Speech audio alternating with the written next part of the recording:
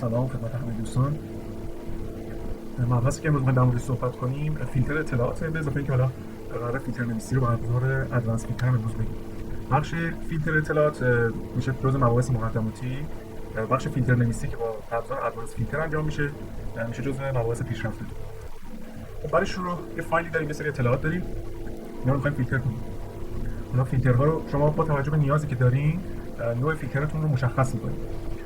به صورت کلی توی اطلاعات توی اکسل ما میتونیم داده ها رو تو سه گروه تقسیم بندی کنیم. یا داده هایی که توی عنوان ستون هست، داده های تکست هست، متن، یا داده های عددیه، و یا داده ها به صورت داده تاریخ هست. چیزی که مهمه اینه که الان اگر این اطلاعات رو من بخوام فیلتر کنم، نیاز به انتخاب کردن کل حالا منطقه نیست، فقط کافیه که یه سلول از منطقه رو انتخاب کنید. توی سرورگ هوم بخش ادیتینگ قسمت سورت و فیلتر، حالا توی فیلم‌های قبلی ما در مورد سورت صحبت کردیم در کلاس‌های قبلی. الان در مورد فیلتر می‌خوایم صحبت کنیم.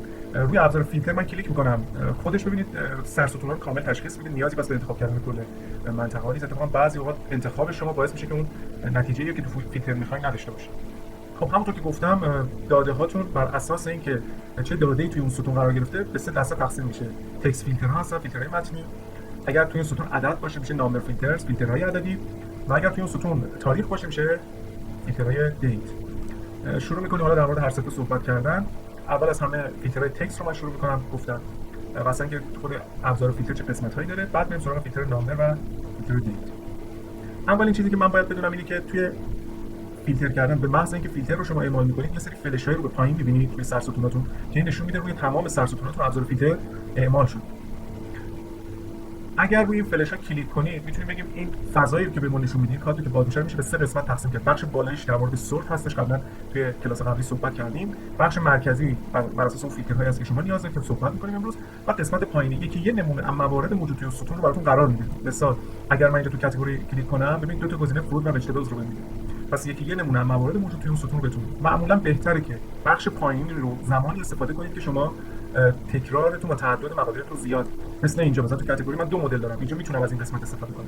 اگر تیک گزینه رو برداریم اون گزینه فیلتر میشه، دیگه توی داده هاتون دیده نمیشه.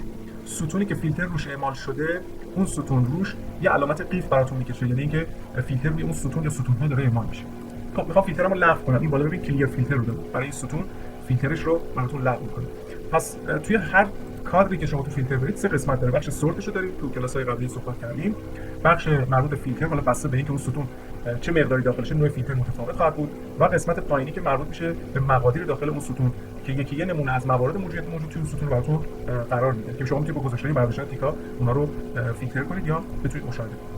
خب توی فیلترها تکست فیلتر رو دارید، گزاره‌هایی که بهمون میده. من اول دونه دونه بهتون بگم، بعد یه توضیح کوتاه بگم، بعد دونه دونه اینا رو تمرین کنید. ببینید توی تکست فیلترز ایکوالز رو دارید، یعنی مساوی باید باشه با یه مقدار تکست مشخصی. داز نات ایکوال یعنی مساوی نباشه. بیگینز ویت شروع بشه با یه مقدار مشخصی، اندز ویت همینطور ختم بشه به یه مقدار مشخص. کانتنت شامل اون مقداری که شما میگید باشه، یا داز نات کانتنت برعکس این موضوع میشه. مثال فرض کنید اینجا ما میخوایم توی این بخش پروداکت مقدار سیب رو بگیریم، اپل رو بگیریم. ببینید اینجا من ایکوالز رو انتخاب میکنم، اینجا مقدار اپل رو میتونید بنویسید. روی کادر هم باز کنید گزینه ها رو بهتون میده، مثلا میتونید بنویسی، هم اگر نمیتونید بنویسی ببین کلیک میکنید اینجا اعمال میکنید. دکمه اوکی رو میزنم، الان نتیجهش رو میتونید ببینید. فیلترها میخوام لغوش کنم، کلیر رو میزنم. گزینه بعدی گزینه does not contain، ببخشید does not equal هستش، مساوی نباشه با مقداری که شما میگید. مثلا میگید مساوی با سیب نباشه، یعنی همه رو بجز سیب بهتون بده. الان توی اون لیستی که بهمون میده تمام مقادیر هست بجز سیب.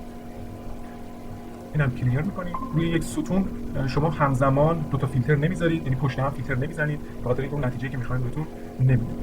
فرض کنید میگم که بیگینز ویت باشه، مقدار شروع بشه با یه مقدار مشخصی، مثلا بگیم مواردی که با دی شروع میشه رو برامون فیلتر کن. خب نتیجتا بروکلی و موز، بنانا و بینز رو براتون میاد.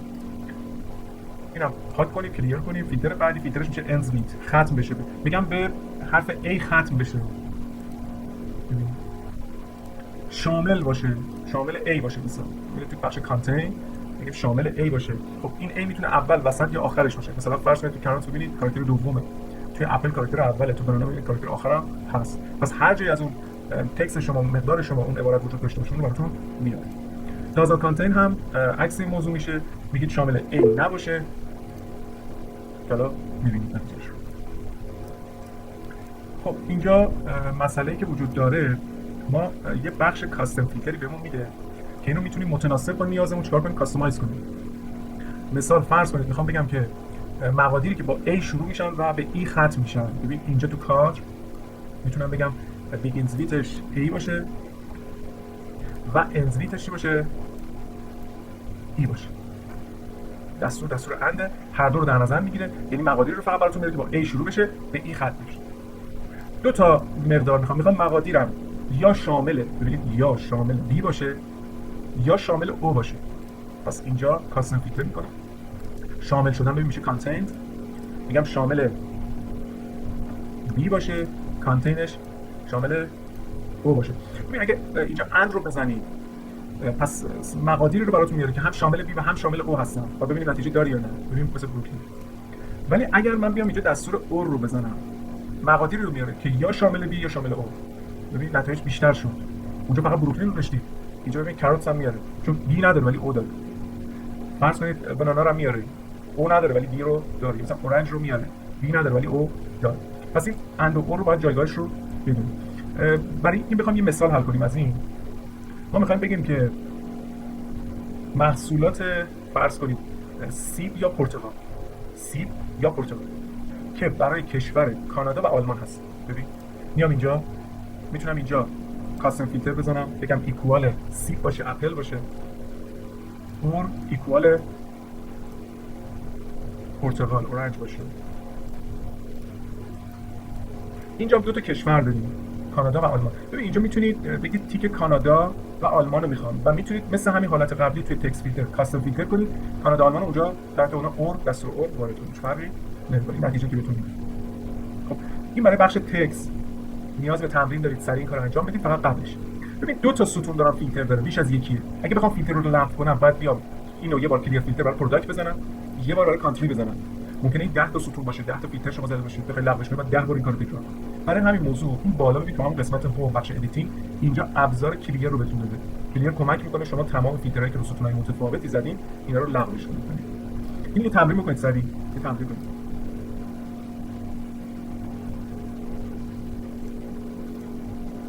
سوال دارید بپرسید، تمرین بخواید بکنید این کارو سریع انجام بدین.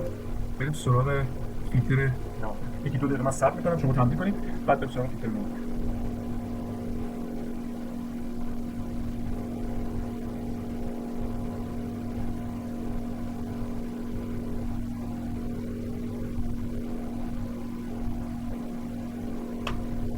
خب توی فیلتر نامبر دوباره همین روال رو دارید. نامبر فیلتر دوباره گزینه‌هایی که بهتون میده ایکوالز یعنی مساوی باشه با داز نات ایکوال یعنی مساوی نباشه.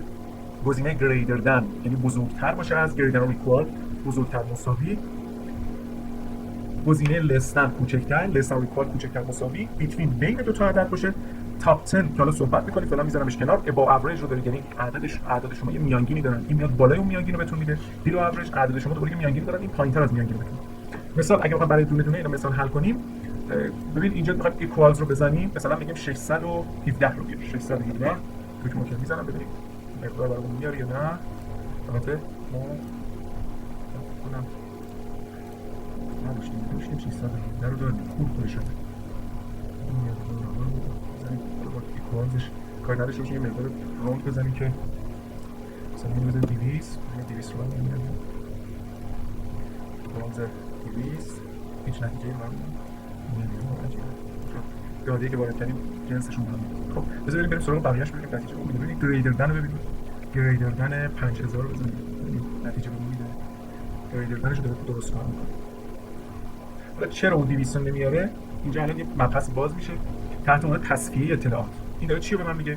وقتی که من میزنم ایکوال میزنم میگم 200 رو برای من بیار، ببین میزنم 200 رو بیار. ولی نمیاد. یا مثلا میگم همه رو بیار بجز 200. این معنی نتیجه میشه. اونجا حذف میشه. احتمال زیاد توی بخش ایکوالز ما توی داده هایی که میگرفتیم، چون من خودم خروجی از اینترنت گرفتم، این احتمال داده ها تصفیه نشده است، یعنی کاراکتر غیر چاپی داره که این کاراکترها حذف بشه تا نتیجه بهتری بتونه. احتمال بسیار زیاد وجود داره که چنین داده شما اگر میخواید فیلتر کنید تو حالت دیگه هم نتیجه درستی ممکن بهتون نده، به خصوص حالت عددی. علتش چیه؟ معمولا داده‌هایی که شما از تو اینترنت میگیرید ممکنه حاوی یه سری کاراکتر غیر چاپی توشون باشه. اتفاق خیلی میفته. مثلا شما یه کد شناسه دارید، کد شناسه مثل همینجا ما زدیم $200 جلوی چشممونه میزنیم ولی جستجو نمیکنه، پیدا نمیکنه توی گوگل. اینا رو تصویه کنید. حالا تصویه اطلاعات به چه صورتی هست یه مبحث کلاس جدا با پنج کسی در مورد صحبت کنیم. خب دستور ایکوالز و داز ایکوال که اینجا داریم عیناً مثل همون تکست عمل میکنه، هیچ فرقی نداره. ببین گریدر دن رو دارید، گریدر ایکوال دارید. حالا من اینجا بذار یه عددی بدیم که گریدر ایکوال رو بتونیم مثلا تمرین کنیم. بیایم بگیم 4270 رو بیاریم. ببین تو گریدر دن بزنم 4270 نتیجهشو ببین. خود 4270 رو هم حذف کنیم. حالا بزنیم گریدر ایکوال بزنیم ببینیم 4270 خود 4270 بهتون نشون توی قسمت مربوط به لستن کوچکتر است. مثلا 4270 تو عملا این مقدار رو هم پنهان میکنه چون خودش رو در نظر نگرفتیم و لسن ریکوال کوچکتر مساویه 4270. دیگه خودش هم توی نتیجه براتون میگم بین 4270 تا 8384 میاد. بیتوین 4270 عدد دومتون هم اینجا وارد کنید. هر دو رو داریم. تو این رنج بین 4270 تا 8384 هر عددی باشه براتون لیست میکنم میارم. این پس دستور بیتونش برای تاپ 10. ببینید توی تاپ 10 سه تا تنظیم بهمون میده. اولا این تاپ و باتن، تاپ بالا اعداد تو اعداد بزرگ، باتن اعداد کوچیک رو میگیره. پس این بالا و پایین اعداد بزرگ کوچیک تعداد رو بهتون میده، چند آیتم میخواین و دستور پایانی به صورت آیتمز یا پرسنت. مثلا من میگم سه تا عدد بالا رو بهم نشون بده، سه تا عددی که بخش بالا وجود دارن بهم نشون بده. این سه تا رو بهتون نشون بده. یه بار کلیرش کنیم بیاریم توی این حالت بگیم که مثلا عدد پایین رو بهمون نشون بده. مثلا سه تا عدد پایین رو بهمون نشون بده. سه تا عدد پایین. بعد خدمتتون عرض کنم که یه بخش پرسنت هم داره. غیر از آیتمز پرسنت هم داره. ببینید ما این داده هایی که الان اینجا داریم، این داده هایی که الان اینجا هست اگه دقت کنید تقریبا ما یه حدود 213 تا آیتم یا ریکورد داریم. اینا خب یه میانگینی هم دارن که الان میانگینشون هم اینجا براتون این پایین اگه نگاه کنید نوشته، تعدادش هم اینجا براتون نوشته. مسئله‌ای که وجود داره اینه که وقتی که شما درصد میدید، مثلا اگر من میگم 20% داده ها رو برام بیار، داده های بالا رو بیار، یا 10% داده های بالا رو بیار، یعنی قسمت آیتمز رو بزنیم رو پرسنت، بگیم 10% داده های بالا رو بیار، 10% 213 رو حساب می‌کنم. یعنی شما در نظر بگیرید 213 ضرب در 1/10 میشه 21 آیتم. ممیزش رو حساب نمی‌کنم، یعنی 21 آیتم بعد براتون بیاره. ولی اینم بدونید اگه داده‌هاتون تکراری بشه به تعداد اضافه میشه دیگه. مثلا فرض من 2 تا 200 داشته باشم یا 3 تا 200 داشته باشم، اینا هم به داده‌ها اضافه میشه. اون موقع مثلا 24 تا نتیجه خواهید داشت، 23 تا نتیجه خواهید داشت. پس این درصد میاد تعداد رو نگاه میکنه، بر اساس اون درصدی که شما دارید محاسبه میکنه. حالا اگه تاپ باشه، حالا ما مقدارشو گرفتیم دیدید شد حدود 21 عدد برای 10%. با تاپ باشه 21 عدد بالایی رو میاره، باتم بذارید 21% پایینی رو میاره. اون 21 تعداد پایینی رو. خب اینا نتیجه کارمون ببینید چند تا نتیجه آورد. تقریبا 21 آورده، تکراری نداشتن. اینا من کلیرش کنم. اینا پس در مورد اعداد. یه بخش اباو اوریج دارید، یعنی بالای میانگین باشه. خب اینا یه میانگینی داشتن، بالای میانگین رو براتون نتیجه رو میاره. و یه وقتی شما هدفتون اینه که پایینتر از میانگین یا بیلو اوریج رو داشته باشین، پایینتر از میانگین رو بتونید. پس در مورد بخش نامبر، قسمت کاستمش هم قابلیت این رو بهتون میده که شما بتونید اون چیزی که تو اعداد دلتون میخواد و اون گزینه‌های قبلی در اختیارتون قرار نداده رو پوشش بدید. مثال من میگم اعداد پایینتر از 4000 و اعداد بالاتر از مثلا 9000 رو داشته باشم. این دو تا مقوله، یکیش گریدر دن 4000، گزینه دوم لستن برعکس کنیم، لستن 4000 گریدر دن 9000. یعنی یه رنج بین 4000 تا 9000 رو نمیخوام، 4000 تا 9000 مقدارشو نمیخوام. پس در نتیجه کاری که باید انجام بدم اینه که بیام خودم اینو توی کاستم تنظیم کنم، بنویسم. مبحثی که اینجا مهمه و باید اینو بدونید اینه که دستورتون اگه اند باشه عددی نداریم، هم کمتر از 4000 باشه هم بیشتر از 9000 باشه، پس در نتیجه هیچ نتیجه‌ای رو براتون نمیده. اگه دستور بذارید رو اور، اطلاعاتتون رو لیست میکنه، اعداد زیر 4000 و هم اعداد بالای 9000 رو بتونید نتیجهشو ببینید. اعداد زیر 4000، اعداد بالای 9000. خب اینجا حالا یه مثال ترکیبی هم حل کنیم. میگیم تو گروه سبزیجات مقادیر بیشتر از 5000 میخوایم که برای فرض کنید کشور فرانسه و کانادا باشه. پس تو گروه سبزیجات، اینجا سبزیجات تیکش رو میذارم، مقادیر بالای 5000 گریدر دن 5000 و کشور فرانسه و کانادا. اینجا میتونید تیکش رو بذارید بردارید. میتونید اینجا از کاستم دو تا ایکوال فرانسه و کانادا بدید. فقط حواستون باشه دستور بینش خوره. دستور بینش خوره. خب پس اینجا من تیکا رو برمی‌دارم میذارم فرانسه و کانادا، دو تا اوکی میزنم، این نتیجه‌ای که ما داریم یعنی 3 تا آیتم رو شامل میشه. بدونید توی فیلتر کردن نتایج حذف نمیشن، در اصل هاید میشن یا پنهان میشن. یعنی تو چیزهایی که شما نداریم و جزء شرایط شما نیست در اصل هاید میشه. خب کلیر فیلتر میکنم اینا اگه بخواید تمرین کنید سوال داریم بپرسید ادامه. بریم سراغ فیلترهای تاریخ.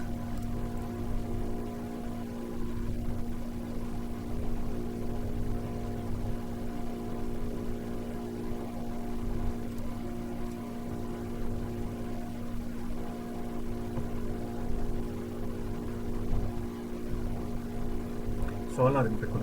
خب بریم سراغ فیلترهای تاریخ. توی دیت ببینید این بخش پایین تغییری کرد. اگر تاریخ رو دارید ببین بر اساس سال براتون دسته‌بندی میکنه، گروه بندی میکنه. الان تمام تاریخی که ما داریم برای سال 2012. توی قسمت دیت فیلتر گزینه‌هایی که میده دوباره ایکوالز میده، مساوی باشه یه تاریخ بیفور یعنی قبل از یه تاریخی رو بگیره، افتر بعد از یه تاریخ، بیتوین بین دو تا تاریخ رو بگیره، تومارو تاریخ فردا، تودی امروز، یستردی دیروز، نکست ویک هفته آینده، دیس ویک این هفته، لاست ویک هفته پیش، نکست مانت ماه آینده یا ماه پیش رو، دیس مانت این ماهی که توش هستی و لاست مانت ماه گذشته. بخش نکست کوارتر میشه فصل بعدی، این فصل و فصل گذشته، دوباره به همین ترتیب سال بعد، امسال و سال گذشته. در نتیجه اینجا شما یه بخشی رو دارید که میتونید حالا دسته‌بندیاتون بر اساس فصل‌ها یا بر اساس خود ماه‌ها باشه. بگید بر اساس یه ماه میخوام کاستم فیلتر همون کادر قدیمی رو اینا بهتون میده با قابلیت تاریخ اینجا در اختیارتون قرار میده. اگر من حالا تاریخایی که دارم بگم فرض کنید ما میخوایم تاریخامون یه رنجی داره، ما میخوایم برای تاریخ می رو ببینیم. ببین اینجا توی اطلاعاتم میتونم بیام دستور بهش بدم برای می رو ببینیم. می که فقط مثلا وجتبلز باشه. ببینید تلفیقش بین دو تا تاریخ بگیم از تاریخ فرض کنید سال 2012 تاریخش وارد کنید مثلا 5/3/2012 تا فرض کنید 8/3/2012 یعنی بین 3 تا ماه میخوام بگیریم، ماه 5 تا ماه 8 رو. یا فرض کنید گزینه افتر به همین ترتیب شما میتونید بعد از یه تاریخ مشخصه میگیم افتر بهش میگیم ببینید تاریخ‌ها رو ببینید اینجا ببینید میده براتون نیست. مثلا تاریخمون از 5/12/5 به بعد باشه، 12/5 دسامبر به بعد باشه، ببینید لیستش رو ببینید. پس اینجا میتونید تاریخ رو هم درک کنید. توی فیلترهاتون این نکته رو بدونید ما یه فیلتر رنگ هم داریم که حالا توی اینجا ما تک رنگ یا رنگ دار یا رنگ نداره. ولی اگر من بیام فرض کنید اینجا یه رنگی رو اعمال کنم، چند تا رنگ داشته باشه، یا تو پروداکت ببینید فیلتر کالر بخوام بگم زردار ببینید کجا به درد میخوره. این زمانی مناسب و خوبه که شما میایید از بخش کاندیشنال فرمتینگ قالب میگید رنگ میکنید یا خودتون دستی رنگ کردید میخواید این مواردی که رنگ کردید داخل زدید رو چیکار کنید براتون فیلتر کنید. این اونجا به کار میاد که حالا تو بخش کاندیشنال فرمتینگ که کلاس بعدیمون در موردش صحبت میکنید به چه صورتی اتفاق میفته. نکته دیگه که حالا توی فیلتر شما باش درگیر هستید و میتونه بهتون کمک کنه، من میام این داده هام رو دیگه اجازه بدید کپی میگیرم، یه بخشی از این داده ها رو من حذف میکنم، یه بخشی از این داده ها رو کلا حذف میکنم داده ها کم باشه. ببینید من چیزی که برام اینجا مهمه میخوام فقط بهم میوه ها رو بده، فقط میوه ها رو داشته باشه. درسته؟ اتفاق میفته شما در انتهای کارتون، یعنی من الان دارم فایلمو دارم پر میکنم، تکمیل میکنم، این احتمال وجود داره در انتهای کار شما تو موارد جدیدی رو وارد کنید. پس من فیلتر رو انجام دادم، فقط مقدار فروت رو میخوام شروع میکنم اینجا چی داده جدید میذارم. مثلا میگم اینجا ما یه دونه سیب که فرض کنید وجتبلز $5300 بوده، تاریخش واسه همین امروز بوده، این کشور کانادا داشته. این مورد دیگه هم میذارم مثلا مورد دهم میگیم این فرض کنید لوبیا بوده، برعکس دیگه بذارید وجتبلزش بکنیم فروت، اینو بذاریم وجتبل، اینم بذاریم بی. مثلا $4000 4200 صادراتش بوده، تاریخش برای دیروز بوده و کشور فرض کنید نیوزیلند دیروز صادر کرد. ببین دو تا مقدار جدید زدم و یه فیلتری قبلا اعمال کردم بر اساس فروت میوه.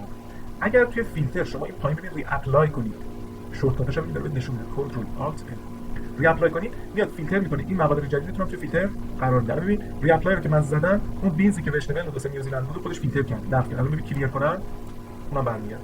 پس گزینه‌ای مثل گزینه ری اپلای کمکتون میکنه اگه داده جدیدی اپراتورتون داره دیتا انتری میکنه اون داده جدید تو فیلترتون قرار بگیره، نیاز نیست فیلتر رو لغو کنید دوباره بخواید همون فیلتر رو اعمال کنید. چون مثلا اینجا ما یه پارامتر فیلتری داشتیم، وقتی شما 10 تا پارامتر دارید نمیتونید همه رو لغو کنید دوباره 10 تا رو اعمال کنید. میتونید از این تکنیک استفاده کنید. در نهایت نکته پایانی این که اگر خواستین از حالت فیلتر کلا خارج بشین، این بالا توی بخش هوم، بخش ادیتینگ، فیلتر رو خاموش میکنید و اون دکمه های فلش رو پایین رو دیگه نمیبینید که قابلیت فیلتر ازتون میگیره. اینم تمرین کنید، یه 5 6 دقیقه استراحت کنید. میخوام ادوانس فیلتر رو شروع کنم بگم.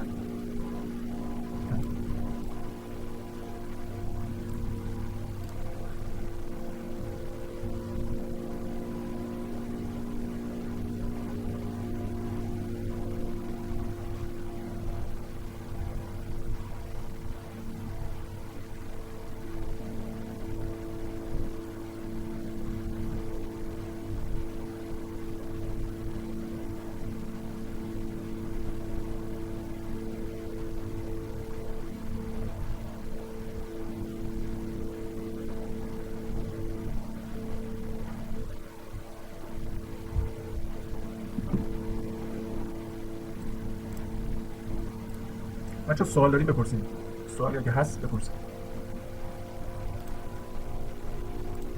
هر جایی می‌بینید مشکل دارید بپرسید. مثلا هدف این کلاس اینه که ما میذاریم که شما برید آنلاین بشینید، همونجا تمرین کنید، اگه مشکل دارید همونجا رفع بشه، فقط شنونده نباشید. چه این کلاسامون چه کلاسای بعدی که حالا سطحش رو به خصوص موارد پیشرفته میگید، سعی کنید شرایطی داشته باشید همون لحظه بتونید تمرین کنید و اگه ببینید مشکل دارید بپرسید. هیچ مسئله وجود نداره. یه تایم آزادیه که میتونید برای آموزش گذاشتید. خب اگه سوال ندارید من ادامه بدم. سوال نیست؟ بریم سراغ ادوانس فیلتر. اصلا ادوانس فیلتر چیه؟ ببینید یه سری فیلترها رو شما ابزار در اختیارتون قرار میگیره تا اینجا دیدین. یه وقتایی من یه فیلترهایی رو میخوام که این اعمالش با کمک اون ابزارهایی که تا الان دیدید خیلی سخت میشه. در نتیجه شما میرید سراغ فیلتر نویسی. خب فیلتر نویسی به چه صورتی انجام میشه؟ اولا اینکه بهتون بگم توی سرور دیتا بخشی رو داره به نام سورت و فیلتر، ابزار سورت، کاستم سورت، ابزار فیلتر، کلیر، ری اپلای. همین موارد اونجا تو سرور هوم داشتید، بخش ادیتینگ اینجا داشتین. عیناً اینجا بهتون ارائه داده میشه. یه قسمتی داره ادوانس که اون فیلتر نویسی رو شما با بخش ادوانس انجام بدید.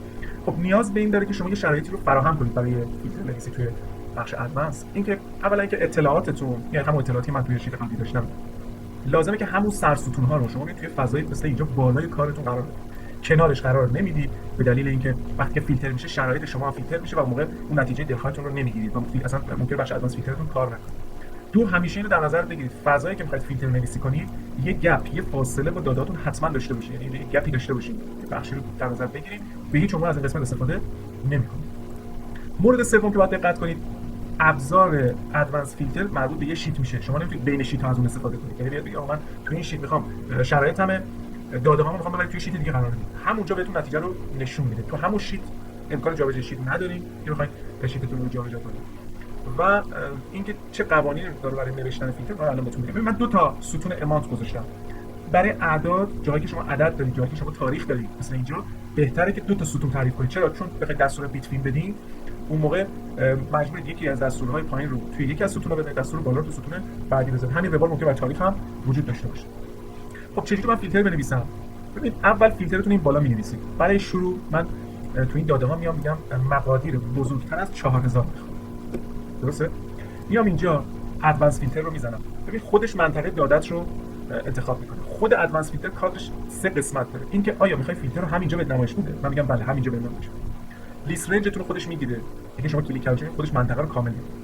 یه بخشی رو دارید تحت عنوان کرایتریا رنج. اینجا من میام منطقه رو بهش میدم کامل با لیبل ها. حواست باشه من الان ردیف دومو فقط توش مقدار زدم. ببین اینجا رو نوشتم. نه یه کامل بگیرید. کامل اگه بگیرید دکمه که بزنید ببین هیچی برات نمیاد. هیچ تفاوتی شما احساس نمی‌کنید. پس مهمه وقتی که داری از ادوانس فیلتر استفاده می‌کنید لیست رنج که خودش میگیره. برای بخش کرایتریا رنج اگر یه ردیف فیلتر نوشتید همون یه ردیف رو میگیره. ببینید من منطقه میشه الان از A1 تا F2. دیگه نمیام پایینش که خالیه رو بگیرم. خالیه رو بگیرید فیلتر رو خراب کرد. مسئله‌ای که وجود داره باید بدونید اینجا سرستون‌ها رو هم حتما باید بگیرید. فقط فیلتر رو نگیرید. سرستون‌ها باید گرفته بشه. دکمه که میزنم نتیجهش اینجا ببینید. الان بالای 4000 براتون نمایش. خب طرف میگه دستور بده بین باشه. مثلا بگیم یه چیزی بگیم تعداد داده‌مون کم باشه. بین 8000 تا 9000 میخوام. ببین اینجا میزنم بزرگتر است. 8000 کوچکتر از 9000. اینم بدون همین الان بهت میگم جلوتر نشون میدیم تمرین میکنیم با هم دیگه. ببین چیزی که توی یه ردیف نوشته میشه دستورش انده، چیزی که توی یه ستون نوشته میشه دستورش اوره. که حالا تمرینش بهتون میگم. دوباره ادوانس فیلتر میزنم. منطقه‌مو گرفته، داده‌هام منطقه‌شو درست انتخاب کرده، دکمه اوکی میزنم. ببین بین 8000 تا 9000 براتون. این حالا میتونه متفاوت باشه دیگه. میگم 8000 تا 9000 آلمانو بهم بده. 8000 تا 9000 آلمان. ببین برای نوشتن آلمان شما لازمه که اینجا واردش کنید. ببین نمیتونی اینجوری بنویسی آلمان. اینجوری کار نمیکنه. دستور نوشتاریش این شکلیه که شما باید یه مساوی برای متن این شکلی، برای تکست ها این کارو بکنید.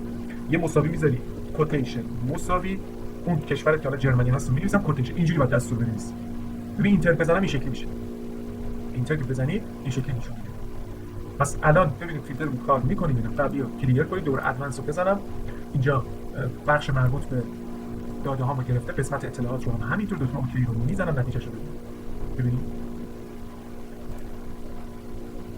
بین 8000 تا 9000 آلمان رو میخوام و بزرگتر از 9000 استرالیا. یعنی ببین اینجا میذارم بزرگتر از 9000، اینجا می‌نویسم چی؟ استرالیا. حالا استرالیا چجوری میزنم؟ یه مساوی میذارم، کوتیشن مساوی، انتهای استرالیا به کوتیشن میذارم. ببین دستورش میشه لیستی میاره که هم آلمانای 8000 تا 9000 توشه، هم استرالیایی بالای 9000. اینو نمیتونی اونور بنویسی. همچین چیزی رو تو نمیتونی بگی با دو تا کشور باشه، یکیشون اینجوری باشه شرایطش، یکیشون اینجوری باشه. ببین شما میتونید تاریخ اضافه کنی، کاتگوری اضافه کنی، پروداکت اضافه کنی، تمام موارد اینجوری میتونید اضافه کنید. اوکی؟ پس این قابلیت این رو بهتون میده که شما بتونید فیلترهای گسترده متناسب با نیازتون بنویسید. طرف میگه من مثلا 7 8 تا مورد دارم، اون بر فقط 2 تا رو بهم میده. بقیه رو چجوری بسازم؟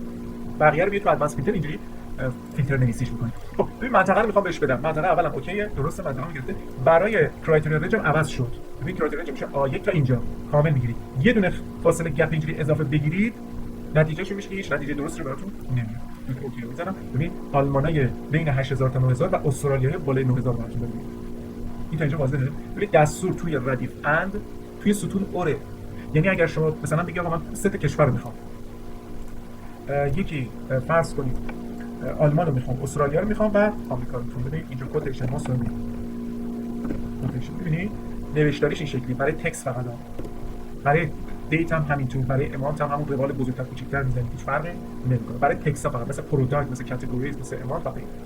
خب این تا اینجا الان یه ادوانس فیلتر رو میزنید، نتیجهشو ببینید. اینجا میام منطقه‌مو میگیرم، دوباره منطقه عوض شده، منطقه از اینجا وقتی این قسمت ببینید شامل آمریکا، استرالیا و آلمان. اینم پاک می‌کنیم. تو همون دو شرطی قبلی رو می‌نویسیم. می‌خوام یه چیزی دیگه هم بهتون بگم و بگیم امانت بالای 9000 همین میشه. توی ساختار یکم من بزرگنمایی کم می‌کنم. ببین ادوانس فیلتر منطقه‌مو گرفته، درسته، میام برای فیلتر کرایتریا میگم این تیکر رو بگیر، ولی ببین اینجا یه گزینه داشتیم فیلتر د لیست این پلیس، یعنی تو همین محل فیلتر براتون انجام میداد. این بالا کلیر میذارید، فیلتر لغو میشه. این بار میگم کاپیش کن، کاپی تو انادر لوکیشن، توی لوکیشن دیگه برام کپی. تا اینو روشن میکنید گزینه پایینی روشن میشه. این بخش اجازه بهتون میده شما یه بخش یه سلول رو انتخاب کنید. من اینجا رو انتخاب میکنم، دکمه اوکی میزنم. اینا رو دست نمیزنه، نتایج میاره اینجا بهت نشون میده. الان ببین نتایج اون فیلتری که ما نوشتیم اینجا داره بهمون نشون. این میشه گزینه کاپیش. وقتی شما داده‌هاتون بمونه یه کپی ازش بگید یه جای دیگه قرار بدید. خب یه مورد دیگه هم هست، اینم بهتون بگم و بعد اگه سوال داشتین بپرسید. مورد دیگه ای که هست، ببین من میام اینجا توی آلمانی که شرایط بالا رو داره، یعنی بالای 8000. من هایلایتش کنم براتون. از این میام چند تا کپی میگیرم، اینجا بین کار اینا رو قرار میدم. میبینی 3 تا فضا براش در نظر میگیرم. اینجا یعنی مقدار تکراری. دوباره ببین فیلترها رو اعمال میکنم. دوباره میگم این منطقه رو بگید، مقدار کرایتریا هم که دارم این بالاست، این بخشه اوکیه. بیا کاپیش کن توی محلی که دارید. کجا؟ اینجا روش لوکیشن میدید، اینجا برامون نتیجهشو نشون میده. ببین 3 تا تکراریا رو میاره براتون، هر 3 تا رو نتیجه رو براتون آورد.